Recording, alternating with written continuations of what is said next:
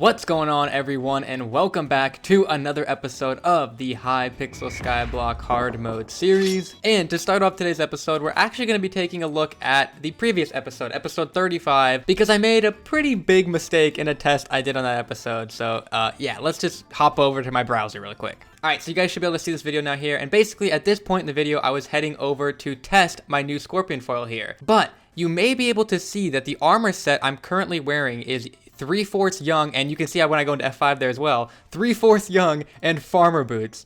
And believe it or not, I mean, this will be proof too. You can see I'm at 1263 health and 628 defense while I'm wearing that set. And you'll just be able to see here as I head over to the spider's den to do a test. Let me kind of skip forward a little bit. Okay, here we are.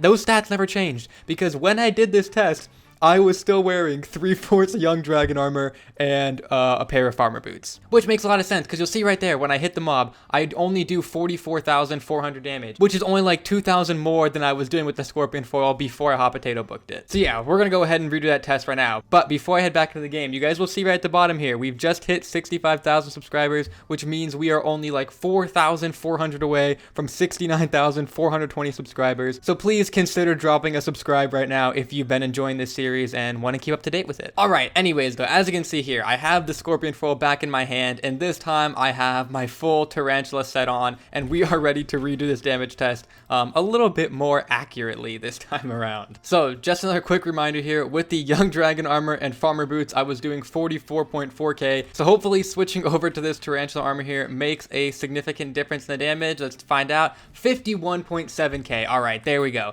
That makes the hot potato book improvement a lot better.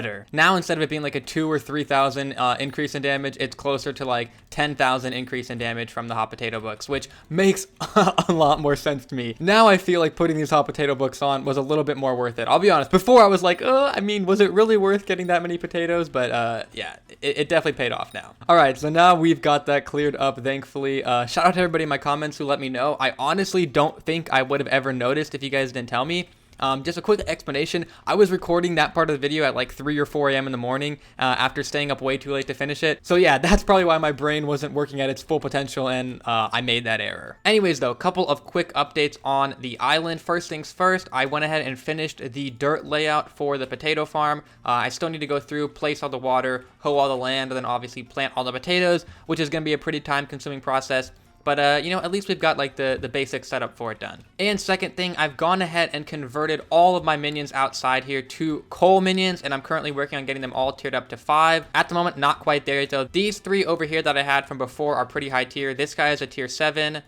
These 2 are tier 5, and the rest of these are all tier 3 here. But if you're curious as to why I fully converted over to coal minions, it is because if I head to the coal collection right now and go to the very end, there is the mystery wither skeleton pet, which is actually a very, very good damage pet. And for me, on my hard mode profile here, where I don't use auction house or bazaar, this is like the best damage pet I can really go for, since it requires only materials and no coins. Because a good alternative damage pet, like a legendary tiger or something, is going to cost me like 15 to 20 million coins or something crazy like that, which obviously I can't afford and probably won't be able to afford for quite some time, if ever. I'm actually going to head over to the auction house really quickly here to show you guys the legendary wither skeleton ability. Don't worry, I'm not going to buy one off here. I couldn't afford it anyway, but just in case you guys were a little bit worried. So yeah, these first 2 abilities, Stronger Bones, Wither Blood, not too important. The one we really want to focus on is Death's Touch, where upon hitting an enemy, inflict the wither effect for 200% damage over 3 seconds. So basically what that ability does is just allows you to do a lot more damage. It's as simple as that. Unfortunately, this is a bit of an expensive pet, requiring 8 enchanted coal blocks and a super egg, and that's just if I get lucky and get a legendary on my first roll. If I don't get a legendary and I get an epic for my roll, if I don't get lucky and I get an epic instead of a legendary, I'm gonna have to put it into cat, and I imagine it'll cost me another 8 enchanted blocks of coal to upgrade it. So really hoping for a legendary on this one. We haven't had the best of luck with pets in the past, so hopefully that can turn around. But I do definitely have the super egg already covered. As is typical with me, the last time I had my chicken minions up over in the grinder there, I left them up for way too long, and we have 5 extra super enchanted eggs just chilling in one of my chests here. But yeah, at this point, these coal minions have been up for about a day or so I'm kind of interested to see how much coal I will get from one full harvest of them. just so I can get an idea of how long it'll take me to save up the 8 enchanted coal blocks to actually have a chance at getting the legendary version of the pet. Alright, so after a full collection of them, I got just under 5 stacks of enchanted coal, which would be enough for about 2 enchanted coal blocks. Nothing too crazy. At this rate, it'll take me about 4 days to be able to craft the pet, and then another 4 days after that if I get the epic and have to upgrade it in cat. And you know what? I do really want to get all these guys to tier 5, so I'm going to sit here for a little bit and just mine all the coal they're placing and see if I can get enough regular coal to get them all to tier 4, and then use the enchanted coal I have to get them to tier 5. So I will be back in just a second.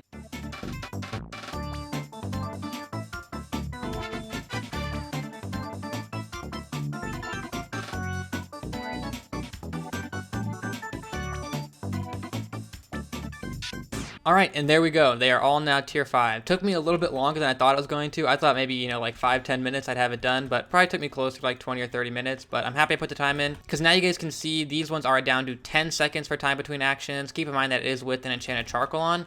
But then my ones that have the enchanted lava buckets are all the way down to 9.6 seconds. So they're going pretty fast. So yeah, hopefully this will bump up my rate of production for the enchanted coal, where it only takes me maybe 3 or so days now in order to get enough materials to get that first wither skeleton pet. And hopefully we get lucky and get that legendary roll right off the bat and don't even have to farm any more coal after that at all. Alright guys, so I've been continuing to work on the potato farm here. Probably put in another hour and a half to maybe 2 hours of work and put all the water down, and then went through and hoed all of the dirt we're going to need to actually plant the potatoes now. So the final steps here now are just going to be to actually plant the potato, go through and put the lighting above the water, and then probably throw down some slabs around the outside edges just so I don't fall off into the void while I'm farming my potatoes. And honestly, I think I have the motivation to do it right now. So I'm going to go through, probably boot up a stream, and just try and knock the rest of this farm creation out. So yeah, hopefully next time I see you guys, the farm is complete and we can start testing out how fast we can get hot potato books and maybe some coins with it as well.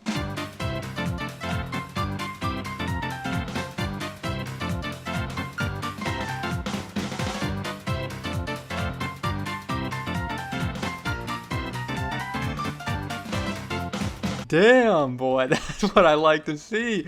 5 Ragetrain capes at once. I'm vibing with it. 6? Oh my god, dude, yes. Wait, get them lined up, get them lined up, get them lined up. Beautiful, guys. Now that is what I like to see. This is going in the video for sure. That is what I like to see right there. Good stuff, good stuff.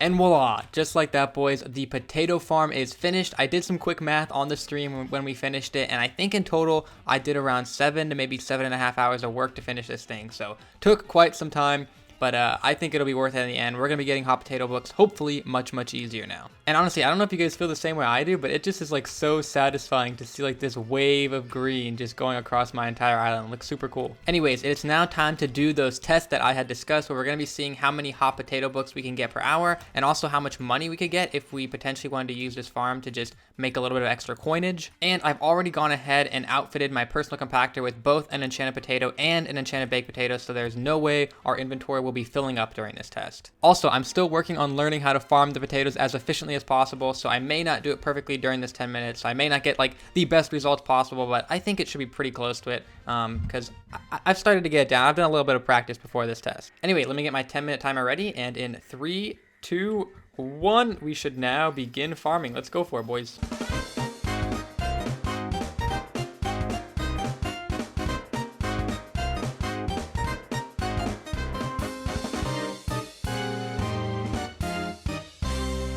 Alright, boys, the 10-minute test is up, and we managed to get 3 enchanted baked potatoes, which is enough for 3 hot potato books, and still a stack and 8 extra enchanted potato. So for 10 minutes, that is pretty insane. And you can see I also almost got to the very end of my farm, but I did start a couple rows in, so I think in total in that 10 minutes, we probably cleared about half the farm, because, yeah, you can see I still had 5 rows over here, and then like 3 or 4 rows at the end. But still, if it would only be like 20 minutes for a full clear and I could get 6 or 7 enchanted baked potatoes for 6 or 7 hot potato books in that time, that's pretty insane. So yeah, in terms of hot potato book production, I am more than happy with the results of this test. I think this farm will definitely do its job in that portion of my expectations for it. What I would be interested to see now, though, is how much it would get us in terms of coins. So we'll head over to the farm merchant here, and I can just sell all the potatoes right there to him because of the buyback buyback feature, so I would have gotten 88,000 coins in 10 minutes. Oof, in all honesty, that's not really that good. That's only going to equate to about 500,000 coins per hour, which I'm pretty sure is actually less than we calculated for the cocoa bean, right? In the last episode, I'm pretty sure we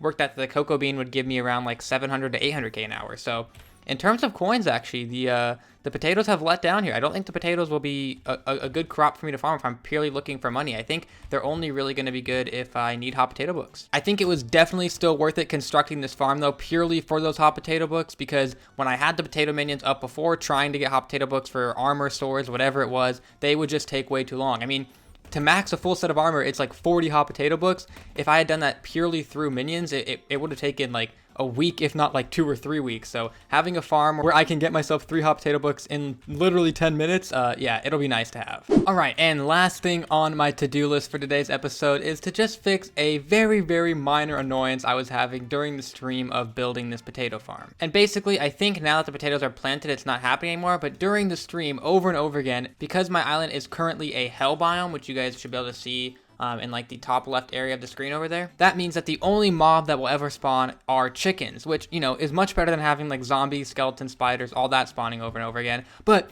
when I'm trying to plant potatoes and chickens are standing in my way, it can get super, super annoying. Now, if you guys remember from the very early days of the series, the reason I needed the island as a hell biome was so that while I was just like chilling AFK, you know, not at my computer, a random zombie or skeleton or whatever wouldn't just spawn somewhere, walk over to me, and end the whole hardcore series. And while we are now transitioned over to the hard mode series, and I don't really care about mobs killing me anymore, I still don't want them spawning the island. It's just annoying. But probably a month, if not long ago, there was a new item added to the very end of the Acacia collection here called the Repelling Candle, which prevents unwanted monsters from spawning on your island. And believe it or not, this Repelling Candle is actually super, super cheap. It only costs 6 enchanted Acacia wood and 1 enchanted coal. And what this will allow me to do is set the biome of my island back to a normal biome where usually like skeletons, zombies, everything could spawn, and those chickens will stop spawning. And then I can use the Repelling Candle to stop the zombie, skeleton, spiders, etc. Which just basically means that no more mobs will spawn on my island, chickens included. And conveniently enough for me, I already have 5 enchanted Acacia wood and 2 stacks of regular acacia wood just sitting in here. So I can literally just head over to the foraging island here, chop down probably a single acacia tree, and already have enough. Yep, there we go. I can hop on my craft table and craft the final acacia we need. Boom, bang. And I obviously am going to have 1 enchanted coal sitting in my chest.